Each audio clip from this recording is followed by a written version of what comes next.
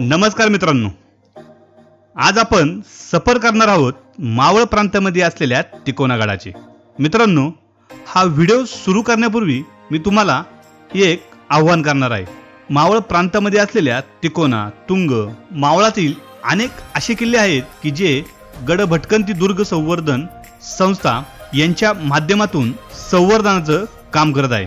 ही संस्था मावळातील अनेक किल्ल्यांचे संवर्धन करत आहे। तसेच या संस्थेच्या माध्यमातून ऐतिहासिक वस्तूंचेही संवर्धन केले जात आहे। ही संस्था स्वखर्चाने व दानशूर व्यक्तींनी केलेल्या मदतीच्या माध्यमातून किल्ल्यावरती अनेक कामे करत आहे। यामध्ये पडलेल्या बुरुजांची कामे, ढासळलेल्या पायऱ्या बनवणे, किल्ल्यासाठी दरवाजे बनवणे, तसेच किल्ल्यावरती स्वच्छता ठेवणे, वृक्ष लागवड करणे या प्रकारची अनेक कामे या संस्थेच्या माध्यमातून गडावरती केली जातात। या व्हिडिओच्या माध्यमातून मला तुम्हाला एवढीच विनंती करायची आहे, आपण जी मदत करसाल त्या मदतीमुळे छत्रपती शिवाजी महाराजांचा ठेवा असलेले किल्ले यांचे जतन करता येईल व येणाऱ्या पिढीला छत्रपती शिवाजी महाराजांचा इतिहास व किल्ले आपल्याला अभिमानाने दाखवता येईल। त्यासाठी भटकंती दुर्ग संवर्धन संस्थेचा अकाउंट नंबर व गुगल पे नंबर देत आहे। जी 1 रुपयाची मदत करसाल ती सत्कार्याला लागन एवढंच मी तुम्हाला आश्वासन देतो।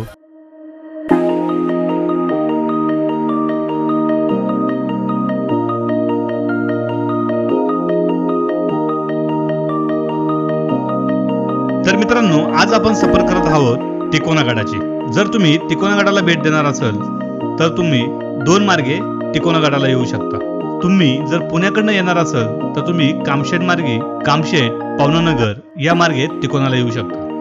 जर तुम्ही मुंबईकडनं येणार असाल तर तुम्ही लोणावळा, दुधारीखिंड, पवनानगर या मार्गे तुम्ही तिकोना गडावरती पोहोचू शकता।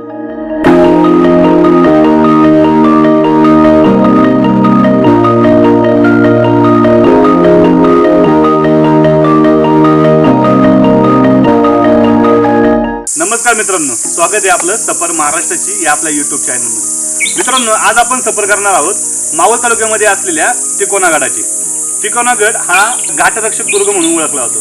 म्हणजे या गडावरती फक्त मावळ प्रांतावरती लक्ष ठेवण्याचं काम होत असतं। चला तर याच किल्ल्याची आज आपण सफर करूया, चला।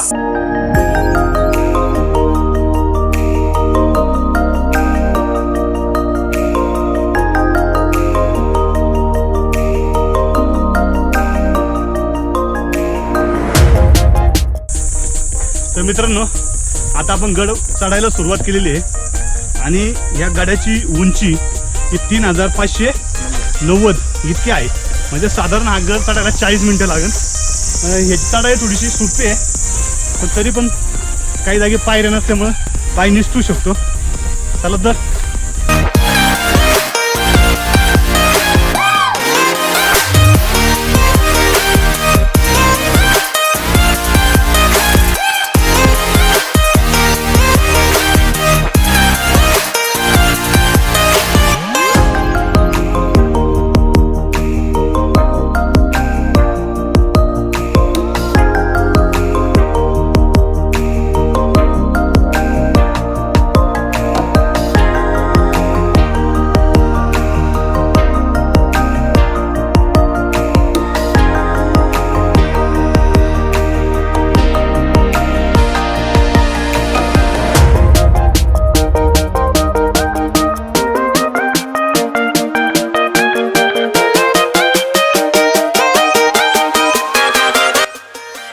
हा गड चढताना तुम्हाला थोडीशी काळजी घ्यावी लागते, कारण काही ठिकाणी पायऱ्या नाहीत। गड भटकंती या संस्थेमार्फत या पायऱ्या बनवण्याचे काम चालू आहे। तर मित्रांनो, आपण गडाचा आता पहिला टप्पा सर केला आहे आणि गडाच्या थोडेसे वरती आल्यानंतर आपल्याला आल्यावरती पहिली ही पाटी दिसेल। या पाटीवरती म्हणल्याप्रमाणे या गडाच्या खालच्या बाजूला एक गडद नावाची लेणी आहे। ती लेणी या गडाच्या पोटामध्ये ती कोरलेली आहे आणि आपल्याला ही लेणी पाहायची आहे। परंतु ही लेणी पाहण्या अगोदर आपण पहिल्यांदा बालेकिल्ल्यावरती जाऊन बालेकिल्ला पाहून झाल्यानंतर आपण गडद लेणी पाहण्यासाठी यायचे। चला तर आता आपण गडाच्या मुख्य भागाकडे जाऊ।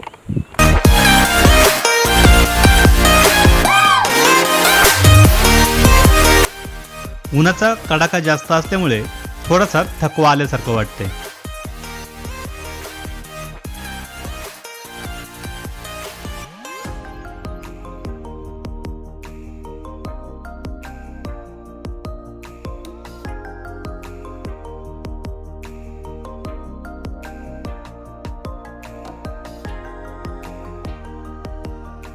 तर मित्रांनो आपण गाड्याच्या थोडंसं अजून वरती आल्यानंतर तुम्हाला पुन्हा एकदा एक पाटी दिसते. नक्की हा जो एरिया आहे हा कशासाठी होता हे जाणून घेऊया आमचे मित्र गोरख काकडे यांच्याकडनं. नक्की या ठिकाणाबद्दलचं काय सांगतो तुम्ही? गडावरती आपण आल्यानंतर आपल्याला पहिले स्टार्टिंगला आहे ना एक बुरुज या ठिकाणी असलेला या ठिकाणी माहिती दिसते. कारण की ज्यावेळेस गडावरती जाण्यासाठी तुम्हाला प्रवेश करायचा असायचा त्यावेळेस या ठिकाणी तुमची तपासणी व्हायची. त्यानंतर या ठिकाणाचं अजून एक महत्त्व म्हणजे तुम्हाला गडावरती जे निरोप पाठवायचे किंवा गडावरतून खाली जे निरोप येणार असणार त्या निरोपाची ही जागा होती. त्यानंतर या जागेचं अजून एक महत्त्व म्हणजे गडावरती ज्यावेळेस सैन्य आपलं खाली नजर टाकत असताना शत्रूचा चुकून हल्ला होत असेल तर त्या हल्ला परतून लावण्यासाठी या जागेचं जास्त या ठिकाणी महत्त्व होतं.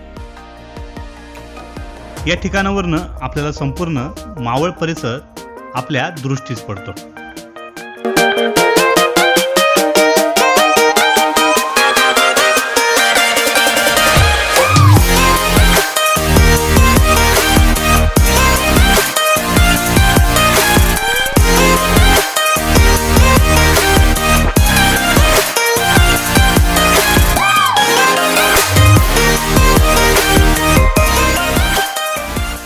तर मित्रांनो आता आपण गाड्याचा पहिला टप्पा पार करून आलोय आणि पहिला टप्पा पार करून आल्यानंतर तुम्हाला पहिला हा दरवाजा लागतो. गडावरती जाण्यासाठी हा मुख्य मार्ग आहे. याच ठिकाणी पारेकरी बसायचे आणि याच बसण्याच्या ठिकाणाला देवडी असे म्हणतात. तर मित्रांनो याच दरवाज्यातून आपण अजून गडाच्या बालेकिल्ल्यावरती जाणार आहोत.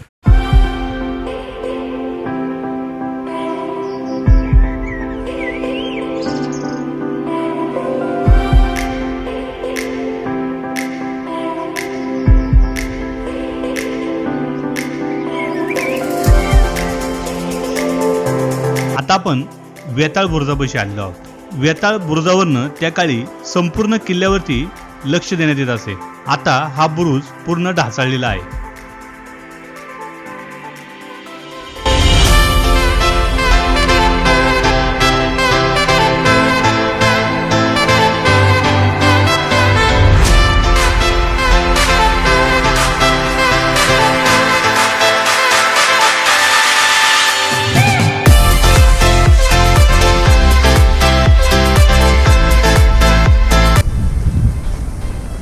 आपण जो दरवाज्यातून आलो त्याला वेताळ दरवाजा म्हणतात. म्हणजे हा गडाचा दुसरा दरवाजा म्हणावा लागला. आणि या ठिकाणी आल्याने तुम्हाला वेताळ बुरुज सुद्धा दिसत. चला आपण वेताळ बुरुज बघूया.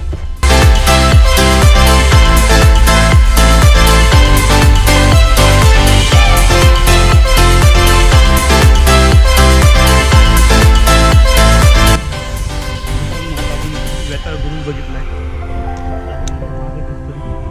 मागं दिसतोय तो बालेकिल्ला आहे.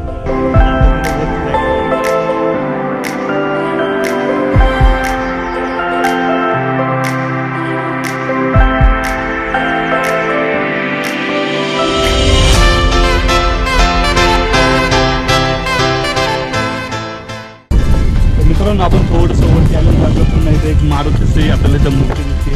ही कातळ खडकामध्ये कोरलेली मूर्ती आहे आणि अंदाजे हिची उंची 7.5 ते 8 फुटापर्यंत असू शकते. याच मारुतीला चपटे दान मारुती असं म्हणलं जातं. आणि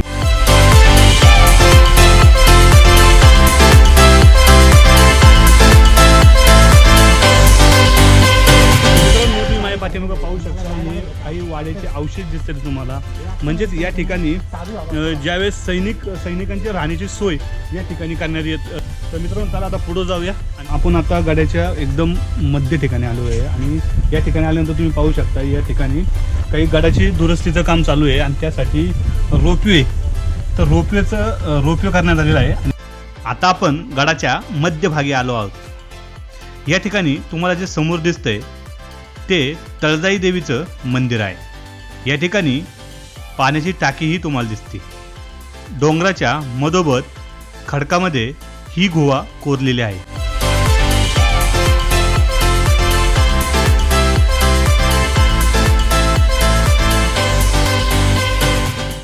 तर गडाच्या आपण आता बालेकिल्ल्याच्या थोडंसं पायथ्याशी आलेलो आहे आणि इथं तुम्हाला वरती बालेकिल्ल्यावर जाण्यासाठी 2 तुम्हाला इथं रस्ते दिसत आहेत. त्याच्यामधनं आपण विठ्ठलेश्वर मंदिर या रस्त्याने जाणार आहोत. चला तर बालेकिल्ल्यावरती जाऊ. चला.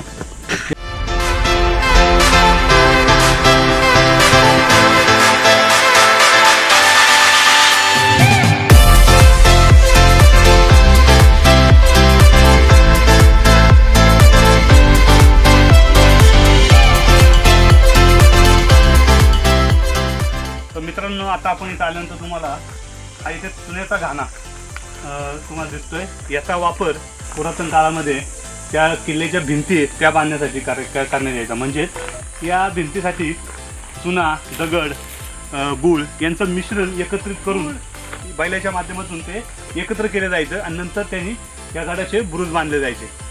ज्या ठिकाणी आपल्याला मेन जायचं होतं त्या बालेकिल्ल्याच्या आपण बरोबर पायऱ्यांच्या जागेवरती आहे. या ठिकाणावरनं बालेकिल्ल्याच्या पायऱ्या चालू होतात आणि 1-2-3 वर्षापूर्वी या बालेकिल्ल्याच्या पायऱ्या ज्या होत्या त्या पूर्ण ढासळलेल्या होत्या आणि आत्ता या तुम्ही बघू शकता या बालेकिल्ल्याच्या पायऱ्यांचं बांधकाम पूर्ण झालेलं आहे आणि आता ते बांधकाम पूर्ण झाल्यामुळं या पायऱ्या एकदम सुंदर अशा बनवल्या गेलेल्या आहेत. चला तर आपण याच पायऱ्यांचा वापर करून बालेकिल्ल्याला जाऊया.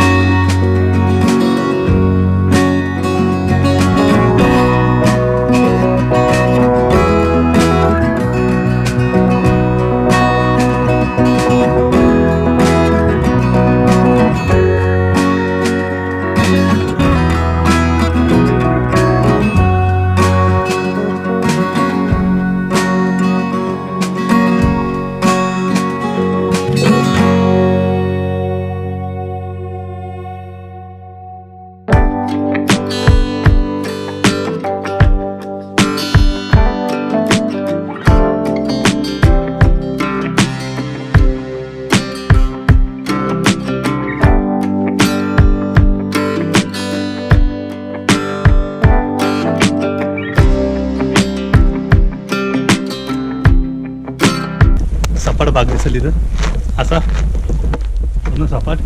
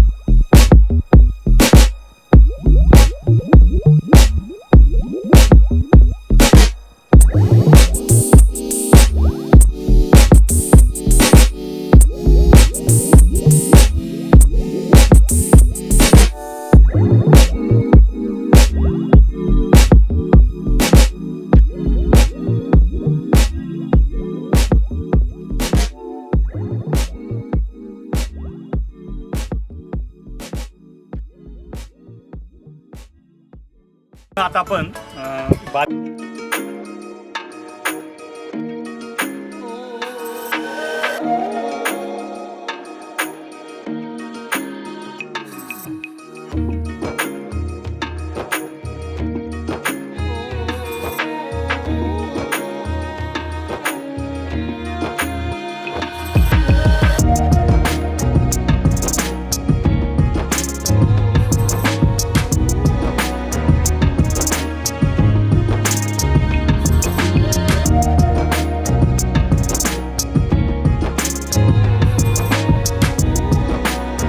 तुमच्या दृष्टीच पडतोय.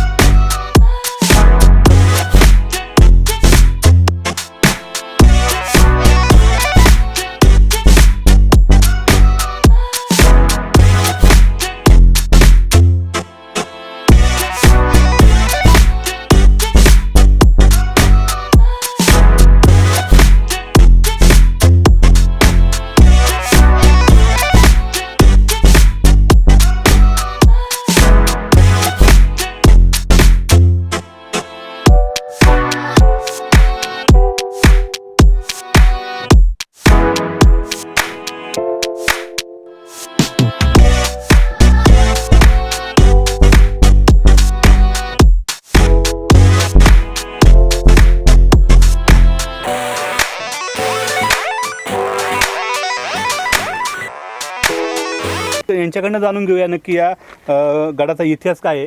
नमस्कार, माझं नाव सुजित मोळ. मी शिवदुर्ग संवर्धन आणि गड भटकंती ग्रुप या संस्थेमार्फत गडावरती गडपाल मनुष्याने काम बघतो. हा किल्ला दिसायला जरी छोटा असला तरी इतिहासामध्ये खूप महत्त्वाचा असा मानण्यात आलेला किल्ला आहे. हा किल्ला कोणी बांधला, कितव्या शतकात बांधला ह्याचा इतिहास मिळत नाही आहे. पण 1585मध्ये निजामशाहीचा सरदार मलिक अहमद निजामशाह यांनी हा किल्ला पहिला निजामशाहीत दाखल केला आणि ह्या किल्ल्याला अमनगड असं नाव ठेवलं होतं. त्यांनी काही काळ राज्य केल्यानंतर 1657मध्ये शिवाजी महाराजांनी कोकणातील काही किल्ल्यांबरोबर तिकोना पण आपल्या स्वराज्यात सामील करून घेतला आणि ह्या गडाला वितंडगड असं नाव ठेवलं. ह्या किल्ल्याचा मेन उपयोग म्हणजे आपल्या राज्यात असणाऱ्या 12 मावळांपैकी हे समोरचं पवन मावळ आहे. ह्या पवन मावळावरती नजर ठेवण्यासाठी आणि शत्रूंवरती वचक ठेवण्यासाठी तिकोण्याचा उपयोग केलेला आहे. 1665चा जो पुरंदरचा तह झाला त्या तहामध्ये जे मिर्झा राजा जयसिंगला महाराजांनी 23 किल्ले दिलेले होते त्या 23 किल्ल्यांमध्ये तिकोनासुद्धा दिलेला होता. पण तह मोडल्यानंतरनं जे किल्ले आपल्याकडे घेतले हे आपल्याकडेच राहून गेले. जरी शिवाजी महाराजांनी हा किल्ला स्वराज्यात घेतलेला होता तरी शिवाजी महाराज स्वतः आल्याची नोंद या किल्ल्यावरती मिळत नाही आहे. पण 1682मध्ये संभाजी महाराज या किल्ल्यावरती स्वतः होते.